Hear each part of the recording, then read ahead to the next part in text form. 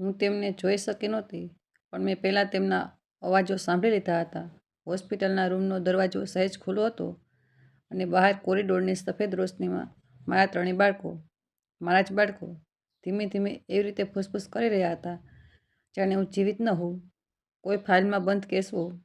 મોનિટરની beep, ઓક્સિજનનો હળવો અવાજ અને તેમના શબ્દો જે મારા કાનમાં સોયની જેમ ખૂંચી રહ્યા હતા. મોટો દીકરો, જેનો અવાજ કેલ્ક્યુલેટર જેવો ઠંડો હતો, તેણે કહ્યું, "માનો અલીબાગવાળો બીચ બંગલો હમણાં માર્કેટમાં ઓછામાં ઓછા 4 થી 5 કરોડ તો મળી જશે જો જલ્દી વેચી દઈએ." મારો દીકરાએ તરત જ ઉમેર્યું. અને જ્વેલરી સૌથી નાના દીકરાએ કહ્યું, "એ નીલમનો સેટ જે પપ્પાએ તેમની લગ્નની વર્ષગાંઠે આપ્યો હતો, બસ તે જ. મેં પેઇન્ટિંગ્સ માટે એક ખરીદનાર શોધી લીધો છે. બસ એનઓસી અને પેપરવર્ક જોઈએ." પેપરવર્ક, એનઓસી, ફાઇલ, જાણે તેઓ મારા શ્વાસનો નહીં પણ મારા સામાનનો ઈલાજ કરી રહ્યા હોય. મારી પાપણો પર જાણે પથ્થર મૂક્યા હતા. મારું શરીર મારું નહોતું. સ્ટ્રોક પછી આવું થાય છે. મગજ જાગતું હોય છે પણ શરીર ધીમે ચાલે છે. હું ઈચ્છવા છતાં ઊભી થઈ શકતી નહોતી, ઈચ્છવા છતાં બોલી શકતી નહોતી, પણ બધું સાંભળી શકતી હતી. અને આ જ સૌથી ક્રૂર હતું, કારણ કે તે અંધારામાં મને સ્પષ્ટ યાદ આવ્યું. હું છેલ્લી વાર મારા ચશ્મા માથા માટે હાથ લંબાવી રહી હતી. પછી છાતી પર એક ભારે દબાણ. રૂમની દિવાલો જાણે ગોળ ફરી ગઈ અને પછી અંધારું. અને હવે હું અહીં હતી, જીવિત. મારા બાળકોએ મારા જીવનને વેચવા માટે તૈયાર કરી દીધું હતું. માની અંગત વસ્તુઓ, દીકરી ફરી બોલી, ફોટો આલ્બમ, પપ્પાના પત્રો, તે જૂની સ્ટોરેજ પેટી. મોટા દીકરાએ એવું કહ્યું જાણે કોઈ કચરો ઉપાડી રહ્યો હોય, "તે બધું પછી એમ પણ આ ભાવનાત્મક કચરો કોણ રાખે છે? હમણાં પ્રાથમિકતા પ્રોપર્ટી છે. સમય બગાડો નહીં." ભાવનાત્મક કચરો, મારી 68 વર્ષની યાદો, કચરો. મારા પતિના હાથથી લખેલા પત્રો, કચરો. મારા પૌત્ર પૌત્રીઓના બાળપણના ફોટા, કચરો. મારા ગળામાં કોઈ અદૃશ્ય દોરડું કસી ગયું. મોનિટરે મારી ધડકન પકડી લીધી. બીપ થોડી તેજ થઈ, પણ હું હજી પણ શાંત દેખાતી રહી, કારણ કે હું સમજી ગઈ હતી, જો તેમને ખબર પડી ગઈ કે હું બધું સાંભળી રહી છું, તો તેઓ વધુ તેજ થઈ જશે. તેઓ તેમના વ્યવહારિક નિર્ણયોને ઇમરજન્સીનું નામ આપીને મારા જીવનને પણ પૂર્ણવિરામ મૂકી દેશે. ત્યારે એક નર્સ અંદર આવી, વાદળી કપ્સ, થાકેલી પણ દયાળુ આંખો. તેણે મોનિટર ચેક કર્યું, આઈવી જોઈ અને પછી દરવાજા તરફ નજર કરી. બહારના ફૂસફૂસાતા શબ્દો હજી પણ હવામાં તરતા હતા. તે મારી પાસે ઝૂકી, જાણે કોઈ પોતાના સાથે વાત કરી રહી હોય. "મેડમ, તમે સાંભળી શકો છો, ખરું ને?" હું જવાબ આપી શકતી નહોતી, પણ મેં મારી પાપણોમાં સહેજ હલચલ કરી. એટલું જ કે માણસ સમજી જાય, મશીન નહીં. નર્સની આંખો નરમ પડી ગઈ. "તમે ચિંતા ન કરો. આવું અવારનવાર થાય છે. લોકો ઉતાવળમાં આગલું પગલું વિચારી લે છે." પછી તેણે મારી હથેળી પર પોતાનો હાથ મૂક્યો. દબાણ એટલું હળવું કે દર્દ નહીં, બસ ભરોસો. "પણ તમારા વાઇટલ્સ સારા છે. ડૉક્ટર કહેતા હતા કે તમે ફાઇટર છો." ફાઇટર, એક શબ્દ જેણે મારા અંદર ક્યાંક આગ પ્રગટાવી દીધી. હા, હું ફાઇટર હતી. મેં ઘર ચલાવ્યું હતું, બાળકોની ફી, ઈએમઆઈ, પતિની બીમારી, બધું. મેં દરેક સંકટમાંથી કોઈક રીતે માર્ગ કાઢી લીધો હતો, હવે પણ કાઢીશ. દરવાજો ખુલ્યો. મોટો દીકરો અંદર આવ્યો. ચહેરા પર તેજ વ્યાવસાયિક માસ્ક. દુનિયા સામે ચિંતિત દીકરો. "કોઈ ફેરફાર?" તેણે નર્સને પૂછ્યું, જાણે તે આઈસીયુનો મેનેજર હોય. નર્સે કહ્યું, "સ્થિતિ સ્થિર છે. સંકેતો હકારાત્મક છે. પુનઃપ્રાપ્તિ અનિશ્ચિત હોય છે, પણ આશા સારી છે." દીકરો માથું હલાવતો રહ્યો, પણ તેની આંખોમાં આશા નહોતી. ગણિત હતું. તે મારી તરફ જોયું અને મારી પાપણોની હળવી હલચલને નહીં, પણ કોઈ જૂની વસ્તુની કિંમતની જેમ આંકી. પછી ખૂબ જ મીઠા સ્વરમાં બોલ્યો, "મમ્મી, અમે બધું સંભાળી રહ્યા છીએ. તમારે કંઈ વિચારવાની જરૂર નથી." અને તે ક્ષણે મને સમજાયું, તે અમેમાં મને સામેલ કરતો નથી. તે અમેમાં ફક્ત ત્રણેય ભાઈ બહેન છે. તે આગળ ઝૂક્યો, મારી આંગળીઓને એવી રીતે થપથપાવી, જાણે કોઈ દાનપત્રમાં સિક્કો નાખતો હોય. "અલીબાગવાળો બંગલો, તમારો નોઈડાવાળો ફ્લેટ, તમારા એકાઉન્ટ્સ, બધું પપ્પાની જેમ અમે હેન્ડલ કરી લઈશું." પપ્પાની જેમ. મારા પતિ જે સપના જોતા હતા અને હું તેમને જમીન પર ટકાવીને ચાલતી હતી. "મમ્મી, ફાઇનાન્સમાં તો એમ પણ." તેણે વાત અધૂરી છોડી દીધી. તે જ જૂઠું કે હું પૈસા સમજતી નથી. જો હું બોલી શકતી તો હસી પડત, કારણ કે તે ઘરનું બજેટ મેં ચલાવ્યું હતું. તે ઘરની બચત મેં બનાવી હતી અને તે જ બચતથી તેમના મોંઘા કોલેજ, તેમના વિદેશના કોર્સ, તેમનું બ્રાન્ડેડ જીવન બધું ઊભું થયું હતું. દીકરો જતો રહ્યો. બહાર ફરી તે જવા જો. કાલે બ્રોકરને મળવાનું છે. Transfer letter, registry. હું એકલી રહી ગઈ અને એકલતામાં દર્દ એટલું તીવ્ર હતું કે સ્ટ્રોકનું દર્દ પણ નાનું લાગવા માંડ્યું. પણ તે જ દર્દની અંદર એક નિર્ણય બની રહ્યો હતો. હું ચીસો પાડીને બદલો નહીં લઉં. હું રડીને પોતાની નબળી નહીં કરું. હું તેમને તે જ બતાવીશ જે તેઓ ક્યારેય શીખ્યા નથી. સીમાઓ અને પરિણામો. રાતને ચાંદની બ્લાઇન્ડમાંથી ગળાઈને રૂમમાં આવી. બારીની પટ્ટીઓ મારા પલંગ પર જેલની સળિયા જેવી બની ગઈ. હું મોડે સુધી છતને જોતી રહી અને મારા અંદરના અવાજને સાંભળતી રહી. તમે હજી જીવિત છો અને જ્યાં સુધી જીવિત છો તમારી ઇજ્જત પણ જીવિત છે. ત્રીજા દિવસે મારી ડાબી બાજુમાં થોડું થોડું સંવેદન પાછું આવવા લાગ્યું. શબ્દો હજી પણ ગળામાં અટકેલા હતા, પણ મન સાફ હતું. તે સવારે કોરિડોરમાં મારી દીકરીનો અવાજ આવ્યો. ફોન પર હતી. હા, અમે વેચાણ આગળ વધારી રહ્યા છીએ. પેપર વર્ક પ્રોસેસમાં છે. ના, રિકવરીની આશા નથી. ડૉક્ટરે કહ્યું, even if she wakes up, she won't be the same. જૂઠ. ડૉક્ટરે કાલે જ ફિઝિયો સામે કહ્યું હતું કે મારી પ્રગતિ નોંધપાત્ર છે. હું છું, છતાં પણ આંખો બંધ કરીને સૂતી રહી, જાણે ઊંઘમાં હોઉં. કારણ કે મને હજી તાકાત જોઈતી હતી અને એક સાચો કોલ. સમય મારી વિરુદ્ધ હતો. કારણ કે તેઓ બંગલો વેચવાની તૈયારી કરી ચૂક્યા હતા. ફિઝિયોથેરાપિસ્ટ આવી. આ વખતે એક નવી, નામ જ્યોતિ જણાવ્યું. તેના હાથમાં તે જ અનુભવી ભરોસો હતો જે નર્સના હાથમાં હતો. મેં આજે બોલવાની કોશિશ કરીશું, તેણે સ્મિત કરીને કહ્યું.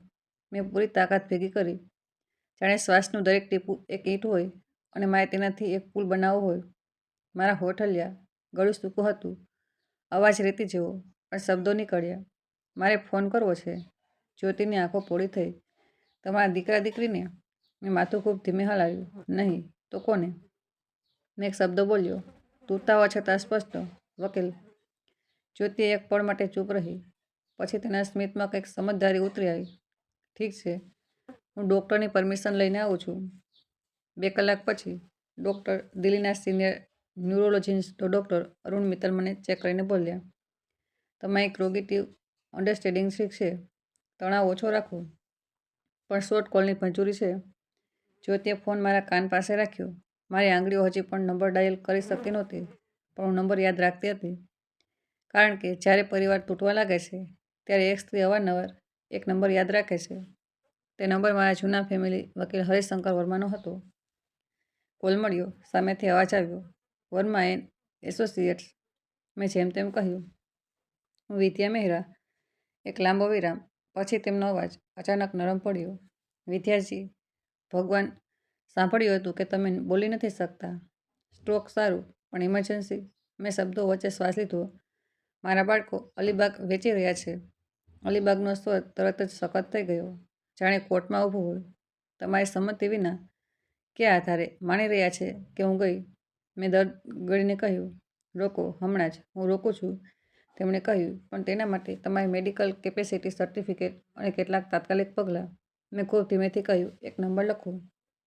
અને મેં તેમને એક એવો નંબર જણાવ્યો જે કોઈ ફાઇલમાં નહોતો. મારા જીવનના તે હિસ્સાનો નંબર જેના વિશે મારા બાળકોએ ક્યારેય પૂછ્યું ન હતું. વકીલ થોડીક સેકન્ડ ચૂપ રહ્યા.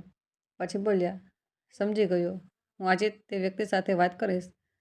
અને વિદ્યાજી, શું તમારા બાળકોને તમારી ઇમ્પ્રુવમેન્ટ જણાવી દઉં? મેં તરત માથું હલાવ્યું. ના. તમે સરપ્રાઈઝ ઈચ્છો છો? તેમના અવાજમાં સહેજ સમજદારી હતી. હા, મેં બસ એટલું કહ્યું. કોલ કપાઈ ગયો. મારા અંદર પહેલીવાર રાહત ઉતરી, જાણે કોઈએ મારા હૃદય પર મૂકેલો પથ્થર સહેજ ખસેડી દીધો હોય. બીજા દિવસે વકીલ આવ્યા. તેમની સાથે મારી પૌત્રી આવી, રિયા. કોલેજની ઉંમર, આંખોમાં ઊંઘ ઓછી, ચિંતા વધુ. તે દોડીને મારી પાસે આવી, મારી આંગળું પકડી. દાદી, તેમણે કહ્યું હતું. હવે કદાચ તેનો અવાજ તૂટી ગયો. મેં તેની આંગળીઓ દબાવી. હું અહીં છું, એટલું કહી શકી, પણ તેની આંખોમાં પાણી આવી ગયું. વકીલ બોલ્યા, રિયાએ મને કાલે જ અલગથી કોલ કર્યો હતો. તેને કેટલાક નિર્ણયો ખોટા લાગી રહ્યા હતા. હું પોતે તરફ જોતી રહી. આ તો છે જે જોવાની આદત પૈસાવાળા લોકો ગુમાવી દે છે. ખોટું સાચું ઇન્સાનિયત. રિયાએ કહ્યું, મમ્મી અને મામા બધું વેચી રહ્યા છે. દાદી, તમારા નોઈડાવાળા ફ્લેટમાં એસ્ટેટ સેલ જેવું કંઈક કહી રહ્યા છે. અને અલીબાગવાળો બંગલો એસ્ક્રોમાં મૂકી દીધો છે. મેં મોનિટરની બીપ સાંભળી અને મારી ધડકણને કાબૂમાં રાખી. વકીલે મારી નજીક આવીને કહ્યું, મેં તે નંબર પર વાત કરી લીધી છે. તે વ્યક્તિ આજે જ દિલ્હી પહોંચી રહ્યા છે. હોસ્પિટલ આવશે. મેં આંખો બંધ કરી. સારું, તે આવી રહ્યો છે.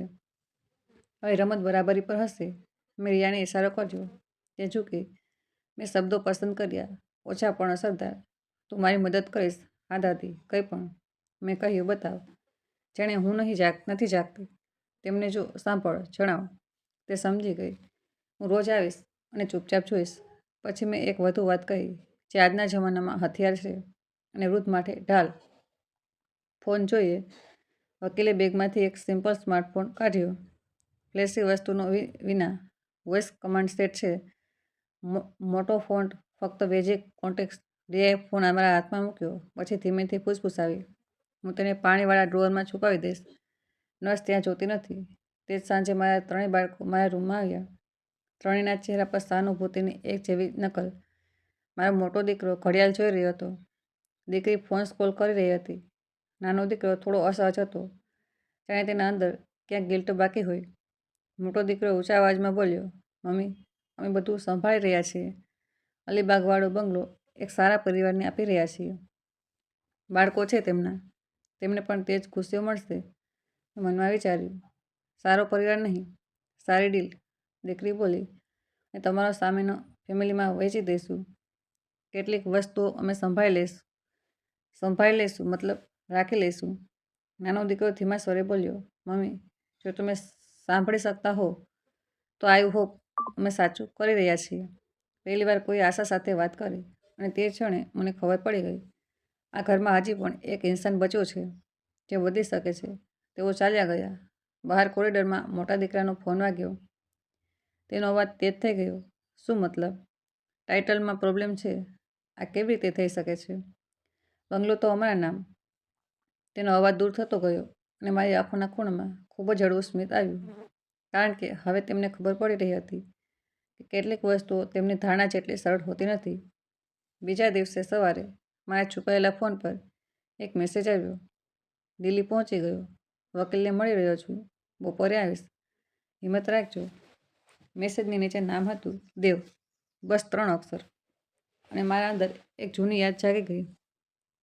કેવો વાયદો, એક દોસ્તી, એક એવી વાત જે મારા બાળકોએ ક્યારેય જાણવાની કોશિશ જ નહોતી કરી. જ્યોતિ મારી થેરાપી માટે આવી. બોલી, મેમ, તમારી પ્રગતિ જોઈને લાગે છે કે તમે જલ્દી બોલવા લાગશો. મેં ખૂબ ધીમે કહ્યું, જરૂર છે. તેણે મારી તરફ જોયું.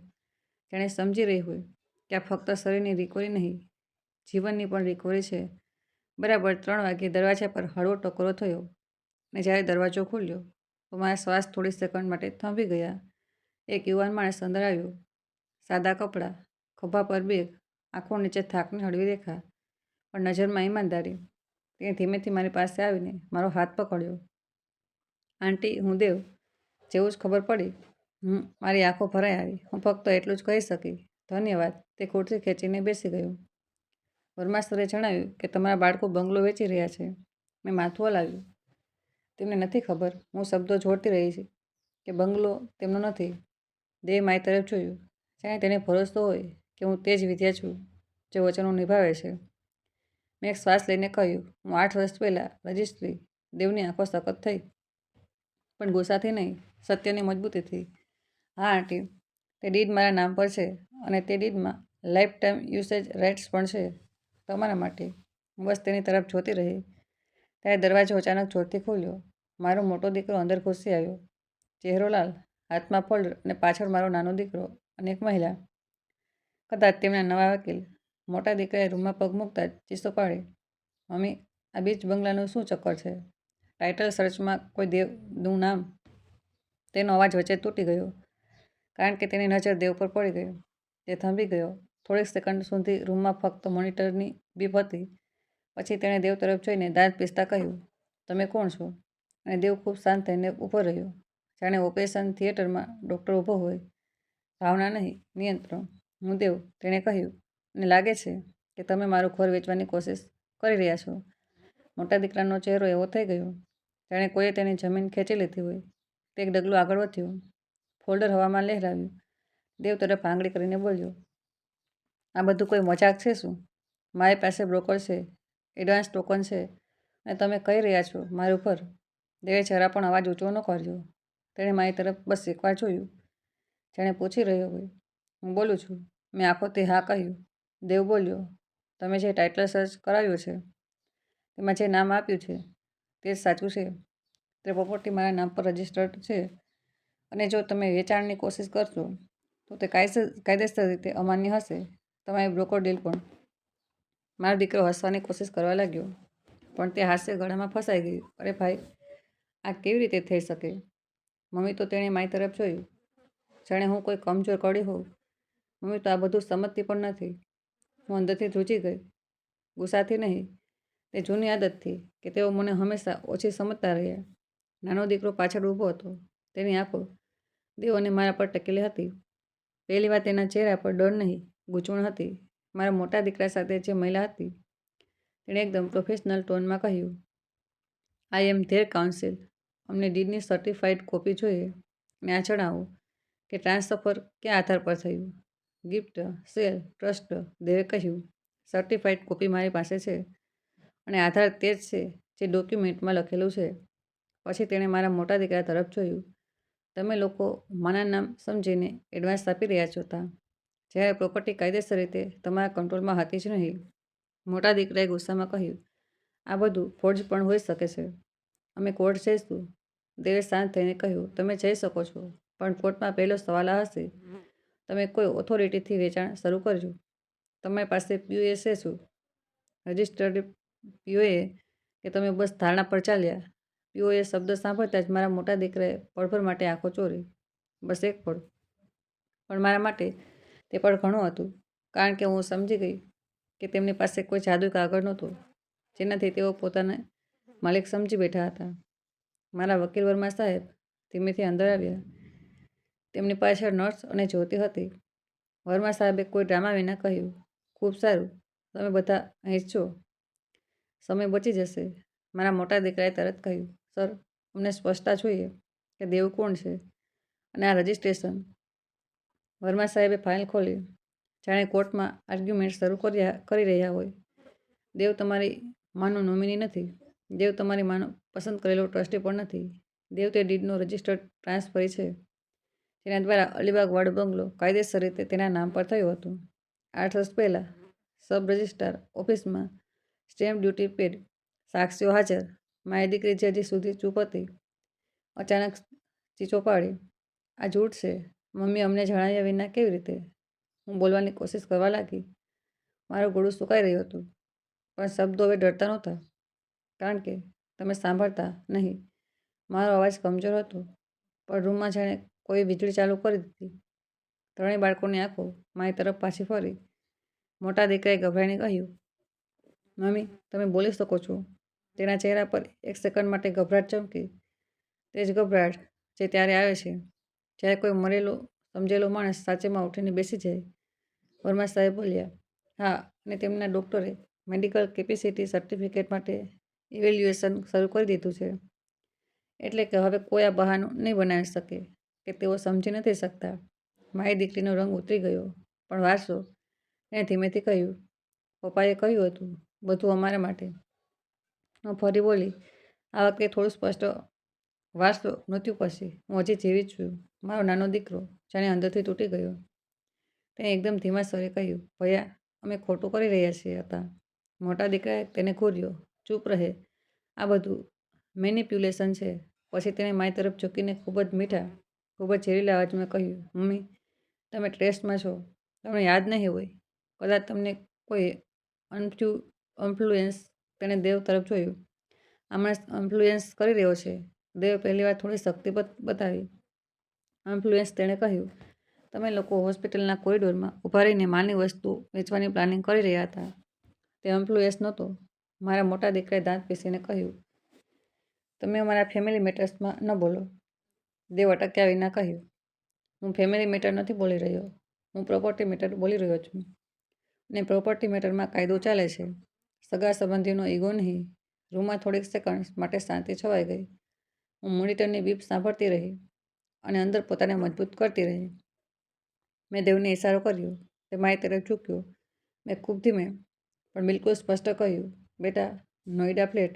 દેવ તરત સમજી ગયો. તેણે વર્મા સાહેબ તરફ જોયું. વર્મા સાહેબ બોલ્યા, હા, તે જ પર આગલું પગલું છે. મોટા દીકરાએ ભ્રમણ સંકોચી. કયું પગલું? વર્મા સાહેબે ખૂબ આરામથી કહ્યું, તમે લોકો એસ્ટેટ સેલ કરાવી રહ્યા છો, ખરું ને? તમે અજાણ્યા લોકોને તમારી માની અંગત વસ્તુઓ જોઈ નથી. તમને ખબર છે કે જો કોઈ વરિષ્ઠની સંપત્તિ સામાન તેમની સંપત્તિ વિના વેચવામાં આવે તો સિવિલ અને ક્રિમિનલ બંને ઉપચાર થઈ શકે છે. મારી દીકરે તરત કહ્યું, અમે કંઈ ચોરી નથી કરી, બધું માના જ ઘરનું છે. હું ધીમેથી બોલી, ઘર મારું હતું, સામાન મારો હતો. તમે કલેક્ટર નહીં, ક્લેટમેન્ટ બની ગયા. આ શબ્દો બોલતા જ મારા અંદર કંઈક હળવું થયું, જાણે વર્ષો જૂની ચૂપકીદી તૂટી ગઈ હોય. મોટો દીકરો ભડકી ઉઠ્યો, મમ્મી, અમે તમારી ભલાઈ માટે કરી રહ્યા છીએ. તમે એકલા રહેશો તો કોણ સંભાળશે? મેં તો પ્લાન બનાવ્યો કે. તેણે વાત વચ્ચે રોકી દીધી. જાણે પોતે જ સમજી ગયો કે તેનો પ્લાન મારા માટે નહીં, પોતાના માટે હતો. વર્મા સાહેબે એક પાનું કાઢ્યું. અલીબાગ બંગલો ટ્રાન્સફર સાથે એક અલગ ડોક્યુમેન્ટ પણ છે. તમારી માનો લાઈફ ઇન્ટરેસ્ટ અને રાઇટ ટુ રિસાઇડ, એટલે કે જ્યાં સુધી તે છે ત્યાં સુધી તે ત્યાં રહેશે. કોઈ તેમને ત્યાંથી હટાવી શકશે નહીં. અને બીજું, કેટલીક એસેટ એક પ્રાઇવેટી ફેમિલી ટ્રસ્ટમાં છે. ટ્રસ્ટ ડીડના કલમો અનુસાર સમય પહેલાં વેચાણ અથવા દુરુપયોગ પર ઓટોમેટિક લોક ટ્રિગર થાય છે. મારી દીકરીએ ગભરાઈને પૂછ્યું, કયો લોક? વર્મા સાહેબ બોલ્યા, બેક અને રજિસ્ટ્રાર લેવલ પર એલર્ટ્સ અને એકાઉન્ટ્સમાં અમુક ટ્રાન્ઝેક્શન્સ ફ્રીજ. અને હા, જો કોઈ અનધિકૃત વ્યક્તિ લોકર એક્સચેન્જની કોશિશ કરે તો સીસીટીવી લોક્સ અને કેવાયસી ટ્રેલ બને છે. લોકર. મોટો દીકરાનો ચહેરો વધુ લાલ થઈ ગયો. અમે લોકર માટે નોમિની પેપરવર્ક. તેણે શબ્દો ગળી લીધા. મારું દિલ બેસી ગયું. તેમણે લોકર સુધી હાથ લંબાવ્યો હતો. તે લોકર જેમાં મારા પતિની છેલ્લી નિશાનીઓ, કેટલાક જૂના કાગળો અને મારી તે ગ્રીન ફાઇલ હતી જેને મેં ક્યારેય કોઈના હાથમાં આપી નહોતી. મેં નર્સને જોયું. નર્સે મારી આંખોમાં ડર વાંચી લીધો. તેણે ધીમેથી કહ્યું, મેડમ, તમે ચિંતા ન કરો. હોસ્પિટલમાંથી ડિસ્ચાર્જ સુધી તમે સુરક્ષિત છો. બાકી કાયદો જોઈ લેશે. દેવે મારી હથેળી ન દબાવી. આંટી, હું તમારી સાથે છું. મારા મોટા દીકરાએ અચાનક પોતાનો ટોન બદલ્યો. એકદમ નાટક. મમ્મી, ઠીક છે. જો તમને લાગે છે કે મેં ખોટું કર્યું તો અમે અટકી જઈએ છીએ. બસ આ જણાવી દો કે આ ટ્રાન્સફર શા માટે અને આ માણસને શા માટે. તેની વાતચીત અસલમાં એક માગણી હતી. તે જવાબ ઈચ્છતો હતો જેથી તે તેને તોડી શકે. હું જવાબ આપવા માગતી હતી પણ મેં પોતાને રોકી. કારણ કે જે લોકો સાચું સાંભળવા નથી આવતા તેઓ સાચાને હથિયાર બનાવવા આવે છે. મેં ફક્ત એટલું કહ્યું, કારણ કે તમારી નજર મારી વસ્તુઓ પર હતી, મારી જરૂરિયાત પર નહીં. મારો નાનો દીકરો રડી પડ્યો, મમ્મી, અમે ભૂલ કરી, પણ અમે. મોટા દીકરાએ તેને કાપ્યો. બસ આ ઇમોશનલ ન બન. પછી તે દેવ તરફ ફર્યો. જો અમે સેટલમેન્ટ કરીશું. તું કેટલા પૈસા ઈચ્છે છે?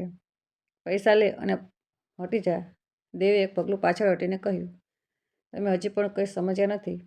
આ સોદાબાજી નથી, આ બાઉન્ડ્રી છે. મારી દીકરીએ પહેલીવાર ધીમા સ્વરે પૂછ્યું, મમ્મી, પપ્પાને ખબર હતી? મારા અંદર કંઈક ધ્રુજ્યું. પતિની યાદ પછી મેં કહ્યું, હા, પપ્પા જાણતા હતા.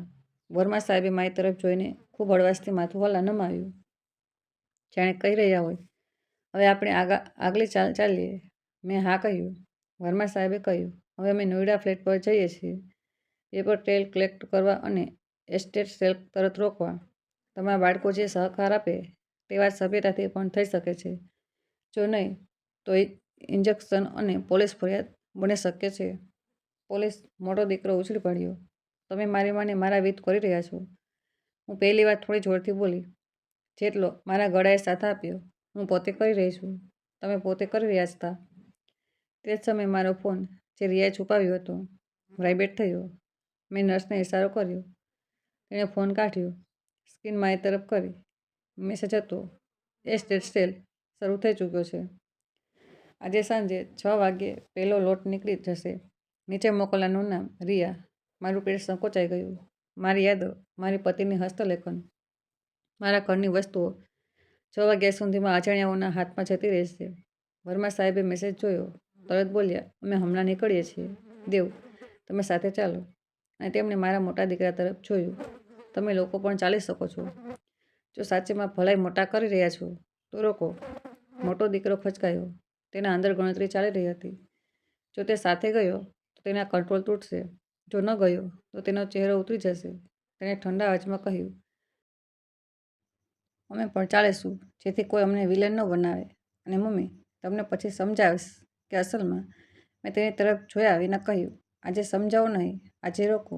સાંજે 5:20 થઈ હતી જ્યારે અમે નોઈડા પહોંચ્યા. મારું શરીર હોસ્પિટલના પલંગ પરથી સીધું આ ગડબડમાં આવીને થાકી ગયું હતું. મન પણ જાગી રહ્યું હતું.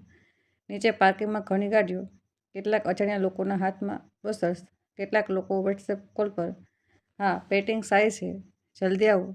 મારા ફ્લેટની બહાર એક માણસ મોટે અવાજે ભાવ બોલી રહ્યો હતો, જાણે શાક માર્કેટ હોય. આ જૂનો સિલ્વર આઇટમ્સ. શરૂઆત આટલાથી જ આ વિન્ટેજ ક્લોક. મારા હૃદયમાં કંઈક તૂટી ગયું. હું વ્હીલચેર પર હતી. મારી પૌત્રી રહ્યા દોડીને આવી. દાદી, મેં જેટલું રોકી શકી તેટલું રોક્યું, પણ મામાએ કહ્યું આ બધું લીગલ છે. મારો મોટો દીકરો આગળ વધીને એસ્ટેટ સેલવાળાને બોલ્યો, સ્ટોપ ફોર 10 મિનિટ્સ. ખરીદનારે કહો. રાજુએ તે માણસ બોલ્યો, સર, ટોકન લીધું છે. કોન્ટ્રાક્ટ છે. વર્મા સાહેબે પોતાનું કાર્ડ બતાવ્યું. કોન્ટ્રાક્ટ કોની ઓથોરિટી? ઓનરની સંમતિ ક્યાં છે? એસ્ટેટ સેલવાળો થોડો ગભરાયો. અમારી પાસે દીકરાનો લેટર છે.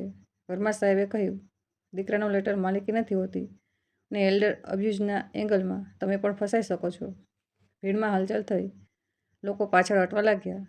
મેં પહેલીવાર મારા ઘરનો દરવાજો આટલા બધા લોકો વચ્ચે જોયો અને અનુભવ્યું કે પ્રાઇવસી પણ એક સંમતિ છે જે એકવાર લૂંટાઈ જાય છે તો પાછી આવતી નથી. અંદર મારો ડ્રોઈંગ રૂમ અલગ લાગી રહ્યો હતો. મારા ફોટા એક તરફ ઢગલાબંધ, કેટલાક જૂના કપડાં ખુલ્લા. મારા પતિના પત્રોવાળો ડબ્બો હજી પણ ખૂણામાં હતો, પણ તેના પર કોઈએ ટેપ લગાવી દીધી હતી, જાણે લોટ નંબર. મારો હાથ રૂચ્યો. દેવે ધીમેથી કહ્યું, આંટી, હું તે બોક્સ હમણાં સેવ કરી દઉં છું. મેં હા કહ્યું. દેવે બોક્સ ઉપાડ્યું અને એક સાફ બેગમાં મૂક્યું. મારો મોટો દીકરો તરત બોલ્યો, તે બોક્સ અહીં જ રહેશે. તે ફેમિલી વસ્તુ છે. દેવે શાંત અવાજમાં કહ્યું, ફેમિલી વસ્તુ ત્યારે હોય જ્યારે ફેમિલી તેને માન આપે. હમણાં તે ઓક્શન આઇટમ બની ગઈ છે. મારી દીકરી વચ્ચે બોલી, મમ્મી, અમે રોકી દઈએ છીએ. ઠીક છે, બસ આ બધું આટલું ડ્રામેટિક ન કરો. ડ્રામેટિક? મારી યાદો વેચાઈ રહી હતી અને તેને ડ્રામેટિક લાગી રહ્યું હતું. મારો નાનો દીકરો ધીમેથી બોલ્યો, દીદી, આ સાચેમાં ખોટું છે. પહેલીવાર તેણે મોટા દીકરા તરફ ન જોયું. તેણે પોતાની અંતરાત્મા તરફ જોયું. વર્મા સાહેબે એસ્ટેટ સેલવાળા પાસેથી પેપર્સ લીધા, જલ્દી જોયા, પછી બોલ્યા, આ ઓથોરાઇઝેશન નબળું છે અને ઓનર અહીં હાજર છે. હવે વેચાણ ચાલુ નહીં થાય. ભીડમાં એક માણસ બોલ્યો, અમે સમય બગાડ્યો. વર્મા સાહેબે કહ્યું, તમારું નુકસાન ન થવું જોઈએ. તમને ટોકન રિફંડ મળશે, પણ જો તમે વડીલોની સંપત્તિના બળજબરીપૂર્વક વેચાણમાં ભાગ લેશો તો તમે પણ ફસાઈ શકો છો. લોકો ધીમે ધીમે બહાર નીકળવા લાગ્યા. પણ ત્યારે જ મારો મોટો દીકરો ચીસો પાડ્યો, આ બધું કોણે સેટ કર્યું? તમે? ક્યાં દેવે? તેની આંગળી દેવ તરફ ઉઠી. દેવ કંઈક બોલવા જઈ રહ્યો હતો કે હું બોલી, મેં સેટ કર્યું કારણ કે તમે મને હટાવીને મારું ઘર ચલાવી રહ્યા હતા. મારા મોટા દીકરાની આંખોમાં એક ખતરનાક ચમક આવી. તે ચમક જે ત્યારે આવે છે જ્યારે કોઈને કંટ્રોલ ગુમાવવાનો ડર લાગે. તેણે ધીમે ધીમે કહ્યું, ઠીક છે મમ્મી, જો તમને વોર જોઈતો હોય તો વોર મળશે, બટ રિમેમ્બર, હું પણ ખાલી હાથે નથી. મારા અંદર એક ઠંડક દોડી ગઈ. તેણે ફરી પોતાના વકીલ તરફ જોયું. તે તરત બોલી, અમે હોસ્પિટલમાં તમારી મેડિકલ કેપેસિટીને પડકારીશું અને ડીડનું કેન્સલેશન સૂટ ફાઇલ કરીશું. અન્યુડ ઇન્ફ્લુએન્સ, મેન્ટલ ઇનકેપેસિટી. મને લાગ્યું કોઈએ મારા માથા પર ઠંડુ પાણી નાખી દીધું. આ તેમના પ્લાન હતો, મને અસમર્થ સાબિત કરવી જેથી મારા અવાજનું મૂલ્ય શૂન્ય થઈ જાય. વર્મા સાહેબે ગભરાયા વિના કહ્યું, તમે ફાઇલ કરી શકો છો, પણ કોર્ટ મેડિકલ બોર્ડ જોશે અને હોસ્પિટલના રેકોર્ડ્સ પણ, અને કોરિડોરવાળી વાતચીતની રેકોર્ડિંગ્સ પણ સંબંધિત હોઈ શકે છે. રેકોર્ડિંગ્સ? મારો મોટો દીકરો એકદમ ચોંકી ગયો. તેણે આમ તેમ જોયું. અચાનક મને યાદ આવ્યું, હોસ્પિટલના કોરિડોરમાં સીસીટીવી હતું. બેંકના લોકર કેબિનમાં સીસીટીવી હોય છે અને એસ્ટેટ સેલવાળા દિવસે બિલ્ડિંગમાં સીસીટીવી હતું. દરેક જગ્યાએ ટ્રેલ. મેં દેવને જોયો. દેવે ખૂબ હળવાશથી કહ્યું, આંટી, સચ્ચાઈનો ટ્રેલ તમારી સાથે છે. સાંજે અમે બધા પાછા હોસ્પિટલ આવ્યા. મારા બાળકો પોતપોતાના હિસાબે શાંત બનીને ચાલ્યા ગયા, પણ હું જાણતી હતી કે તેમના અંદર તોફાન છે. તે જ રાતે વર્મા સાહેબે એક વાત કહી જે મારા માટે અસલી આંચકો હતી. વિદ્યાજી, તમારા પતિની કેટલી એક્સટ્રેસમાં છે, ઠીક, પણ એક બીજું ડોક્યુમેન્ટ પણ છે. હજી સુધી તમે પોતે નથી જોયું. તે તમારા બેંક લોકરમાં છે અને કાલે સવારે કોઈએ લોકર એક્સેસ માટે બ્રાન્ચમાં પૂછપરછ કરી છે. મારું ગળું સુકાઈ ગયું. કોણે? વર્મા સાહેબે કહ્યું, તમારા મોટા દીકરાના પીએના નામથી કોલ થયો હતો. તે ચોક્કસ વ્યક્તિ પૂછી રહ્યો હતો. Nominee operation, KYC update. મારા અંદર ડરની લહેર ઉઠી, કારણ કે તે લોકરમાં ફક્ત કાગળો નહોતા. તે લોકરમાં મારા પતિની છેલ્લી સચ્ચાઈ હતી. તે સચ્ચાઈ જે જો મારા મોટા દીકરાના હાથમાં આવી ગઈ તો તે તેને તોડી મરોડીને પોતાના પક્ષમાં કરી દેશે. મેં ખૂબ ધીમે કહ્યું, કાલે સવારે બેંક. વર્મા સાહેબે માથું હલાવ્યું. હા, અને સાથે ડૉક્ટરનું અપડેટ સર્ટિફિકેટ, જેથી કોઈ બ્રાન્ચ મેનેજર તમારા બાળકના ભાવનાત્મક દબાણમાં ન આવે. દેવે કહ્યું, હું ડ્રાઈવર અરેન્જ કરી દઈશ અને બ્રાન્ચની બહાર ભીડ નહીં થાય. અમે શાંતિથી કરીશું. મેં આંખો બંધ કરી. મારા શ્વાસ તેજ હતા, પણ નિર્ણય સ્પષ્ટ હતો. મેં આટલું લાંબુ જીવન સંબંધોને જોડતા કાઢ્યું હતું. હવે મારે સંબંધોમાં સીમાઓ બનાવવાની હતી અને સૌથી વધુ મારે તે ગ્રીન ફાઇલ સુધી પહોંચવાનું હતું તેના પહેલાં કે કોઈ બીજું પહોંચે. સવાર થતાં પહેલાં જ મારી પોતરી રિયાએ મારા હાથમાં પોતાનો ફોન મૂક્યો. દાદી, એક વધુ વાત. ભૈયાએ રાત્રે કોઈ બ્રોકરને વોઇસ નોટ મોકલ્યો છે. ડીલ અટકી નથી, બસ પ્લાન બદલાઈ રહ્યો છે. મારું દિલ બેસી ગયું. પ્લાન બદલાઈ રહ્યો છે એટલે કે હવે તેઓ સીધા પ્રોપર્ટી નહીં, મારી ક્ષમતા પર હુમલો કરશે. મેં દેવ તરફ જોયું અને પહેલીવાર એક સવાલ મારા અંદર ઊભો થયો. દેવ સાચેમાં કોણ છે અને મારા પતિએ તેને શા માટે પસંદ કર્યો? મેં ખૂબ ધીમેથી પૂછ્યું, દેવ, તું પપ્પાને કેવી રીતે ઓળખે? દેવે પોતાની આંખો નીચે કરી, જાણે કોઈ જૂની ચોટ છુપાવી રહ્યો હોય. પછી તેણે કહ્યું, આંટી, આ વાત લોકર ખુલ્યા પછી જ જણાવીશ, કારણ કે તે લોકરમાં ફક્ત તમારી સચ્ચાઈ નહીં, મારી પણ છે. અને તે ક્ષણે કોરિડોરની બહાર મારા મોટા દીકરાનો અવાજ ફરી સંભળાયો, ફોન પર ધીમે, પણ તેણે ગુસ્સામાં, કાલે સવારે જ લોકર ઓપન થવો જોઈએ, નહીં તો હું મેનેજરને જણાવી દઈશ કે માં મેન્ટલ સ્ટેટમાં નથી. હું પલંગ પર સૂતી હતી, પણ મારા અંદર એક એલાર્મ વાગી ચૂક્યો હતો. કાલે સવારે યા તો હું મારી કહાણી પોતે લખીશ યા કોઈ બીજું મારા નામ પર લખી દેશે. સવારની હવામાં જાન્યુઆરીની હળવી ઠંડક હતી અને હોસ્પિટલની બારીના કાચ પર ધુમ્મસ જામી ગઈ હતી. હું આખી રાત બરાબર સૂઈ શકી નહોતી. શરીર થાકેલું હતું, પણ મન જાણે કોઈએ જાગતું રાખ્યું હતું, કારણ કે હવે લડાઈ ઘર કે બંગલાની નહોતી. હવે લડાઈ મારા અવાજની હતી, મારી સમજની, મારા હકની. અને મારા બાળકોએ પહેલીવાર નક્કી કરી લીધું હતું કે જો સંપત્તિ ન મળી તો મારી ઓળખ જ છીનવી લેશે. જ્યોતિ આવી. તેણે મારું બ્લડ પ્રેશર જોયું, પછી સ્મિત કરીને બોલી, મેમ, આજે તમે ખૂબ સ્ટેડી લાગી રહ્યા છો. મેં ખૂબ ધીમે કહ્યું, આજે જરૂરી દિવસ છે. નર્સે મારા કપડાં ઠીક કર્યા. દેવે વધારે વાત કર્યા વિના એક ગરમ શોલ મારા ખંભા પર મૂકી દીધી. વર્મા સાહેબે ફાઇલો સંભાળી અને રિયા, મારી પોતરી, એવી રીતે ઊભી હતી જાણે એક નાની ઢાલ બનીને. મારી દુનિયા હવે આ 3 લોકો પર ટકી ગઈ હતી. અને દુઃખની વાત એ હતી કે મારા પોતાના બાળકોમાંથી કોઈ પણ તે ઢાલમાં સામેલ નહોતું. અમે સવારે બરાબર 9:30 વાગ્યે નોઈડા સેક્ટરવાળી બેંક પહોંચ્યા. તે જ બ્રાન્ચ જ્યાં હું વર્ષોથી જતી હતી, જે મારા હસ્તાક્ષર ઓળખાતા હતા, મારો અવાજ ઓળખાતો હતો, મારો ચહેરો ઓળખાતો હતો. પણ આજે મને લાગી રહ્યું હતું કે મારી ઓળખને જ અદાલતમાં રાખવામાં આવશે. બેંકની અંદર તે જ ઠંડી રોશની, તે જ લાઈન, તે જ સિક્યુરિટી ગેટ. બસ ફરક એટલો હતો કે આજે દરેક નજર મને જોઈ રહી હતી. વ્હીલચેર પર બેઠેલી એક વૃદ્ધ મહિલા, જેની પાછળ વકીલ અને એક યુવાન માણસ છે. દેવે ખૂબ કાળજીપૂર્વક મારી વ્હીલચેર આગળ વધારી. વર્મા સાહેબે મેનેજરને ફોન પહેલાં જ કરી રાખ્યો હતો. મેનેજર બહાર આવ્યો, મધ્યમ ઉંમર, ચહેરા પર ચિંતા અને ઔપચારિક સ્મિત. મેરાજી, તમને જોઈને સારું લાગ્યું, તેણે કહ્યું. પછી થોડી ખચકાટ સાથે ઉમેર્યું, અમને કાલે કેટલાક કોલ્સ આવ્યા હતા નોમિની અને ઓપરેશન વિશે. વર્મા સાહેબે સીધી વાત કાપી. કોલ્સ અનધિકૃત હતા. આજે ઓનર હાજર છે, મેડિકલ સર્ટિફિકેટ હાજર છે, કોઈ થર્ડ પાર્ટી ઇન્સ્ટ્રક્શન સ્વીકારવામાં નહીં આવે. મેનેજરે માથું હલાવ્યું. જી બિલકુલ. મેં પ્રાઇવેટ કેબિનમાં ગયા.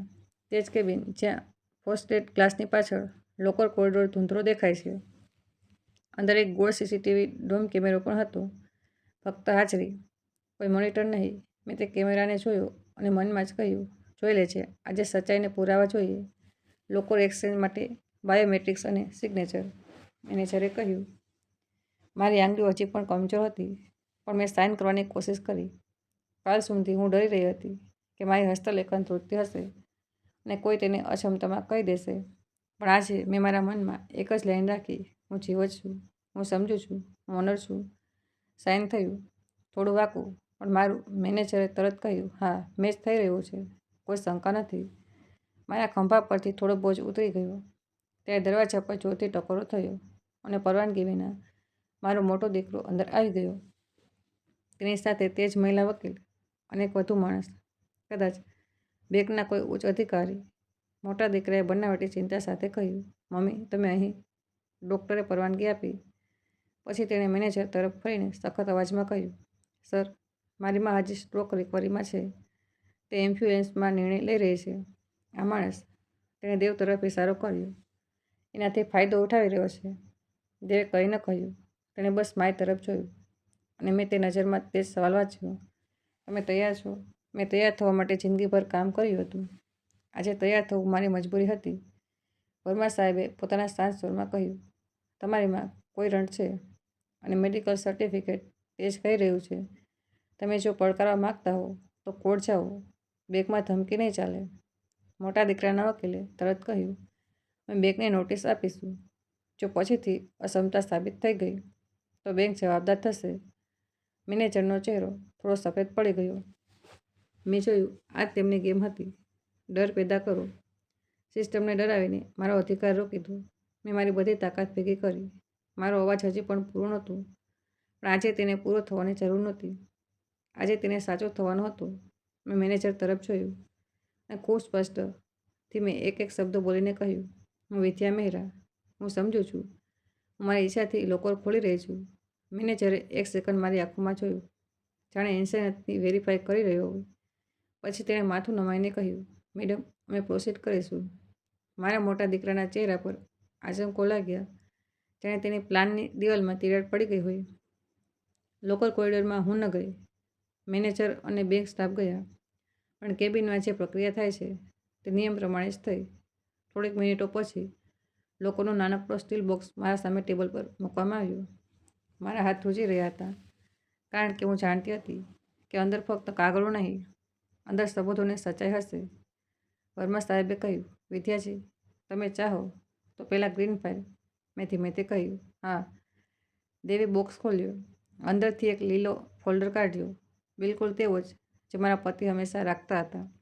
ઘેરા લીલા રંગનો, કિનારીઓ પર હળવા ઘસાઈ ગયેલા નિશાન, જાણે વર્ષોનો ભરોસો. મારા મોટા દીકરાની આંખો તે ફોલ્ડર પર ચોંટી ગઈ. તે આગળ વધ્યો. તે મને આપો, હું જોઉં છું. મેં તરત જેટલું થઈ શક્યું તેટલા કડક અવાજમાં કહ્યું, નહીં, બસ એક શબ્દો. પણ તેનાથી આખો દરવાજો બંધ થઈ ગયો. વર્મા સાહેબે ફોલ્ડર પોતાના હાથમાં લીધો અને પેલી સીટ કાઢી.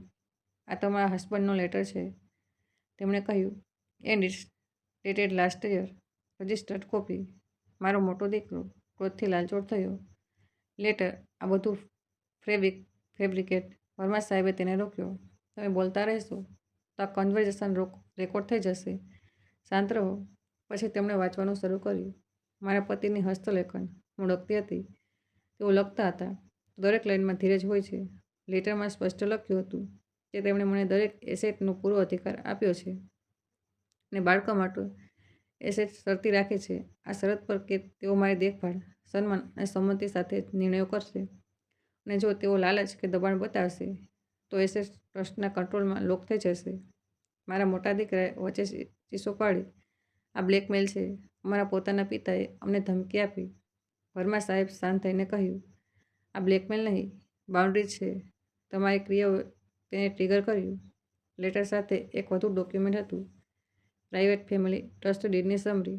તેમાં કલમો હતી, medical capacity certification, elder consent, દુરુપયોગ, ટ્રિગર્સ અને વિતરણ. વર્તન સાથે જોડાયેલું. મારો મોટો દીકરો જાણે પાગલ થઈ ગયો. તો તમે અમને ટેસ્ટ કર્યા. તે મારી તરફ જોયું. મારી દીકરી જે હજી સુધી સાયલન્ટ હતી ધીમા સ્વરે બોલી, મમ્મી તમે અમને ક્યારેય જણાવ્યું કેમ નહીં?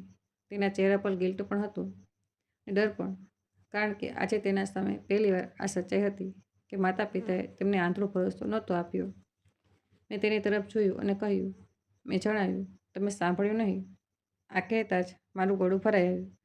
પણ મેં રડવા ન દીધું. રડવું મારું નહીં, તેમનો કાયદો બની જાત. વર્મા સાહેબે નેક્સ્ટ પેપર કાઢ્યું. આ પ્રોપર્ટી ટ્રાન્સફર ડીડ છે અલીબાગ બંગલો દેવના નામ પર, અને આ side agreement right to reside for Vidya Mehra for life time.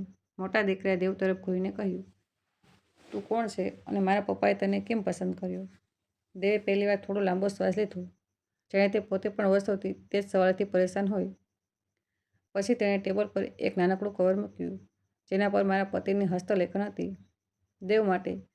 દેવે મને જોયું. આંટી, જો તમે કહો. મેં માથું હલાવ્યું. દેવે કવર ખોલ્યું અને અંદરથી એક જૂનો ફોટો નીકળ્યો. ફોટામાં મારા પતિ હતા, યુવાન વર્જન, અને તેમની સાથે એક કિશોર છોકરો, આંખોમાં તેજ ઈમાનદારી જે આજે દેવમાં હતી. મારા પતિનો હાથ તે છોકરાના ખભા પર હતો. મારા બાળકોના શ્વાસ થંભી ગયા. દેવે ધીમેથી કહ્યું, હું તમારા પતિનો લોહીનો સંબંધ નથી, પણ તેમના માટે પરિવાર હતો. તે અટક્યો, પછી બોલ્યો, હું તેમના ગામના જૂના મિત્રનો દીકરો છું. મારા પિતાનું દેહાંત જલ્દી થઈ ગયું હતું. અંકલે મારી ભણતરમાં મદદ કરી. મારા માટે તેમણે નોકરી લગાવી, અને જ્યારે તેમના સ્વાસ્થ્યના પ્રશ્નો શરૂ થયા તો અવારનવાર તેમની સાથે રહેતો હતો. તેમણે જોયું હતું કે ફેમિલીમાં માન ઓછું થઈ રહ્યું છે, અને તેમણે કહ્યું હતું, મારી સંપત્તિ મારી પત્નીની સુરક્ષા માટે છે, બાળકોના ઈગો માટે નહીં. મારો મોટો દીકરો હસી પડ્યો, એકદમ કડવું. વાહ, તો પપ્પાએ અમને છોડીને આને પસંદ કર્યો. દેવે માથું હલાવ્યું. તેમણે તમને છોડ્યા નથી, તેમણે તમને ચાન્સ આપ્યો. રશ્મિ, તમારો હિસ્સો હતો, પણ તે હિસ્સો તમારા વર્તન સાથે જોડાયેલો છે. મારા નાના દીકરાની આંખોમાં પાણી આવી ગયું. તો જો અમે સુધરીએ તો? વર્મા સાહેબે કહ્યું, તો ટ્રસ્ટ બોર્ડ સમીક્ષા કરશે, અને વિદ્યાર્થીની ઈચ્છા સૌથી ઉપર હશે. મારા મોટા દીકરાના વકીલે જલ્દીથી કહ્યું, we will challenge this undue influence. Verma સાહેબે એકદમ તૈયાર જવાબ આપ્યો, ઇન્ફ્લુએન્સ? તો આ સમજાવો. તમે લોકો હોસ્પિટલના કોરિડોરમાં રહેલા વારસાની વાત કેમ કરી રહ્યા હતા, અને એસ્ટેટ સેલ કેમ શરૂ કર્યું, અને બેંક લોકોની પૂછપરછ કોણે કરી? મેનેજરે પણ ધીમેથી ઉમેર્યું, અમારા કોલ રેકોર્ડ્સમાં પૂછપરછની રેકોર્ડિંગ છે. મારા મોટા દીકરાનો ચહેરો ફીકો પડી ગયો. પહેલીવાર તેને અહેસાસ થયો કે કાયદો ફક્ત કાગળ નહીં, ટ્રેલ છે. તેણે તરત ટોન બદલ્યો. તેણે મારી તરફ આવીને કહ્યું, મમ્મી તમે તો જાણો છો, હું બસ ડરી ગયો હતો. પપ્પા, પછી બધી જવાબદારી મારા પર. તેના શબ્દોમાં હવે ઇમોશનલનો અભિનય હતો. તે જ અભિનય જે દરેક સ્વાર્થી વ્યક્તિ કરે છે જ્યારે પકડાઈ જાય. હું થોડીક સેકન્ડ્સ તેને જોતી રહી. મારું દિલ દુખ્યું હતું, કારણ કે હું જાણતી હતી કે મારા દીકરાના અંદર ક્યાંક ને ક્યાંક પ્રેમ રહ્યો હશે, પણ પ્રેમ પણ લાલચે કબજો કરી લીધો હતો. અને હવે તેને પ્રેમ યાદ આવી રહ્યો હતો, કારણ કે કંટ્રોલ હાથમાંથી નીકળી રહ્યો હતું. મેં શાંત થઈને કહ્યું, જવાબદારી એટલે ઇજ્જત. તમે ઇજ્જત ન આપી. તેણે ગુસ્સામાં કહ્યું, તો હવે શું? તમે અમને રસ્તા પર છોડી દેશો? આ સવાલ મારા માટે સૌથી મોટી પરીક્ષા હતી, કારણ કે આ જ પોઈન્ટ પર ઘણા લોકો બદલવામાં ક્રૂર થઈ જાય છે. પણ હું ક્રૂર બનવા નહોતી માગતી. મારા પતિએ પણ ક્રૂરતા નહોતી શીખવી. તેમણે સીમાઓ શીખવી હતી, પરિણામો શીખવ્યા હતા, પુનઃસ્થાપના શીખવી હતી. મેં ઊંડો શ્વાસ લીધો. હું તમને રસ્તા પર નહીં છોડું, મેં કહ્યું, પણ હું તમને મારા પર ચઢવા પણ નહીં દઉં. વર્મા સાહેબે મારી તરફ જોયું, જાણે કહી રહ્યા હોય, હવે તમે શરતો બોલો. મેં કહ્યું, 3 નિયમ. મોટા દીકરાએ કટાક્ષ કર્યો, હવે નિયમો. મેં તેની તરફ જોયું અને શબ્દોને મજબૂત કર્યા. હા, નિયમ પહેલો, મારો નિર્ણયો, મારા કોઈ પીઓએ, કોઈ અમે સંભાળી લઈશું નહીં. બીજો, મારા પૈસાથી તમારા લક્ષ્યો નહીં, ઈએમઆઈ, ભાડું, તૈયાર જ્યારે સન્માન અને પારદર્શિતા. ત્રીજો, મારી દેખભાળ, મારી મરજીથી હું ક્યાં રહું તેવું નક્કી કરીશ. મારી દીકરીએ ધીમેથી પૂછ્યું, અને અમે? તેના ચહેરા પર સાચેમાં પશ્ચાતાપ હતો, આ ઓછામાં ઓછી શરમ. મેં તેની તરફ થોડું નરમ થઈને કહ્યું, તમે મારા બાળકો છો. હું તમને ખતમ નથી કરી રહી, હું તમને સુધારવાનો મોકો આપી રહી છું. નાનો દીકરો તરત બોલ્યો, મમ્મી હું તમારી કેર કરીશ. હું સાચેમાં? મેં તેની તરફ જોઈને કહ્યું, કે દેખાડો નહીં, કામ હોય છે. હવેથી તમે લોકો ટ્રેનિંગ લો. ટ્રેનિંગ, મોટો દીકરો બોલ્યો. વર્મા સાહેબે કહ્યું, ફાઇનાન્શિયલ લિટરસી અને એલ્ડર કેર, રિસ્પોન્સિબિલિટીઝ અને ફેમિલી મીડિયેશન સેશન્સ ટ્રસ્ટની જરૂરિયાતોમાં પણ છે. Behaviour correction plan. મોટો દીકરો ભડકવા જઈ રહ્યો હતો કે મેનેજરે વિનયપૂર્વક કહ્યું, sir, please lower your voice. અને તે નાના વાક્યે તેના અંદરની શક્તિને વધુ નાની કરી દીધી. બેગમાંથી બહાર નીકળતી વખતે મારા મોટા દીકરાએ એક છેલ્લી ચાલ ચાલી. તેણે ધીમા સ્વરે કહ્યું, ઠીક છે મમ્મી, તમે જીતી ગયા, પણ યાદ રાખજો, સોસાયટી શું કહેશે? લોકો બોલશે કે તમે તમારા જ બાળકોને. કાયદો શું કહેશે? તે જૂનું હથિયાર. મેં તેના ચહેરા તરફ જોઈને આટલા વર્ષો પછી પહેલી વાર મારા અંદર એક અજબ શાંતિ અનુભવી. મેં કહ્યું, સોસાયટી ઘર નથી ચલાવતી. ઘર સચ્ચાઈથી ચાલે છે, હિંમતથી ચાલે છે અને બાઉન્ડ્રીથી ચાલે છે. આગામી થોડા અઠવાડિયામાં વસ્તુઓ ઝડપથી બદલાઈ. એસ્ટેટ સેલ સત્તાવાર રીતે રદ થયો. જે લોકો ટોકન આપીને આવ્યા હતા તેમને રિફંડ મળ્યું. વર્મા સાહેબે ઇન્જેક્શન અરજી કરી જેથી કોઈ અનધિકૃત ટ્રાન્ઝેક્શન ન થાય. બેંકે એકાઉન્ટ્સ પર વધારાના સેફગાર્ડ્સ લગાવ્યા. મારી મંજૂરી વિના કોઈ કાર્યવાહી નહીં. અલીબાગ બંગલો દેવાના નામ પર મારો લાઈફ ટાઈમ રાઇટ લોક થઈ ગયું અને ટ્રસ્ટની શરતો સક્રિય થઈ ગઈ. મારા મોટા દીકરાએ અદાલતમાં ક્ષમતાને પડકારવાની કોશિશ કરી, પણ હોસ્પિટલના રેકોર્ડ્સ, મેડિકલ બોર્ડના નોટ્સ અને બેંકના વિડીયો રેકોર્ડર સ્ટેટમેન્ટથી તેની હવા નીકળી ગઈ. તે જીતી ન શક્યો, પણ તેણે કંઈ ગુમાવ્યું જે વધારે મોંઘું હતું, પોતાની મા સામે સારા દીકરાનો નકાબ. એક દિવસ જ્યારે હું ફિઝિયો પછી મારા રૂમમાં બેઠી હતી, નાનો દીકરો ચૂપચાપ આવ્યો. તેના હાથમાં એક નાનકડી થેલી હતી. તેણે ધીમેથી કહ્યું, મમ્મી, આ તમારા પતિના પત્રો છે જે મેં વેચાણમાં નાખવાના હતા. મેં તેમને છુપાવી લીધા હતા. મને શરમ આવે છે. તેણે થેલી મારા સામે મૂકી. હું થોડીક સેકન્ડ તેને જોતી રહી. મારા અંદર ગુસ્સો ઉઠી શકતો હતો, પણ મેં તેને મારા અંદર પડવા ન દીધો. મેં કહ્યું, શરમ બદલાઈ શકે છે જો તું સાચેમાં બદલાય. તેણે મારી આંગળીઓ પકડી લીધી અને રડતા રડતા કહ્યું, મમ્મી, હું બદલાઈશ. તે જ સાંજે મારી દીકરી આવી. તેણે વધારે વાત કર્યા વિના મારા સામે બેસીને કહ્યું, મમ્મી, મેં જે કર્યું, આઈ એમ સોરી. તેણે સોરી એવી રીતે ન કહ્યું કે બસ મામલો ખતમ થઈ જાય. તેણે સોરી એવી રીતે કહ્યું જાણે કોઈ પોતાના અંદરની રેતી કાઢી રહ્યું હોય. મેં તેના માથા પર હાથ મૂક્યો. ખૂબ હળવાશથી, હું માફ કરી રહી છું. મેં કહ્યું, પણ ભૂલી નથી રહી. ફરક સમજ. મારા મોટા દીકરાએ સૌથી મોડેથી આવવાનું પસંદ કર્યું. તે 1 મહિના પછી આવ્યો. તેના ચહેરા પર થાક હતો. કદાચ પહેલી વાર સાચો. તેની ખુરશી ખેંચી બેઠો અને ખૂબ લાંબા સમય સુધી ચૂપ રહ્યો. પછી બોલ્યો, મમ્મી, હું હારી ગયો. મેં કહ્યું, તું હાર્યો નથી, તું પકડાઈ ગયો. તેના ચહેરા પર એક હળવી કડવાશ આવી. પછી તેણે આંખો નીચે કરી લીધી. હું ડરી ગયો હતો કે બધું ખતમ થઈ જશે મારા માટે. મેં ખૂબ શાંત સ્વરમાં કહ્યું, તારું બધું મારી જિંદગી નથી. તે ચૂપ રહ્યો. પછી ધીમેથી બોલ્યો, હું શીખવા માગું છું. આ વાક્ય મેં વર્ષોથી તેના મોઢેથી નહોતું સાંભળ્યું. મને ખબર હતી, હોઈ શકે છે કે આ પણ એક ચાલ હોય, પણ મને એ પણ ખબર હતી કે દરેક ઇન્સાનને એક મોકો આપવો. મારી શ્રદ્ધા અને મારા પતિની શીખ હતી. મોકો આપવો, પણ પોતાના ઘરનો દરવાજો ફરીથી ખુલ્લો છોડી દેવો. મારી ભૂલ હોત. મેં કહ્યું, ઠીક, શીખ, પણ મારી શરતો પર. વર્મા સાહેબે ફેમિલી મીડિયેશન શેડ્યુલ કર્યું અને ટ્રસ્ટે સ્પષ્ટ નિયમો લાપ્યા. જો 3 મહિના સુધી સતત વર્તન પરિવર્તન દેખાય તો સીમિત સપોર્ટ અને મોનિટર્ડ વિતરણ શરૂ થઈ શકે છે, નહીં તો નહીં. પહેલી વાર મારા બાળકોએ સમજ્યું કે વારસો હક નથી, જવાબદારી પણ છે. અલીબાગ બંગલા પર હું 2 મહિના પછી ગઈ. સમુદ્રની હવાએ મારા ફેફસામાં નવો જીવ પૂર્યો.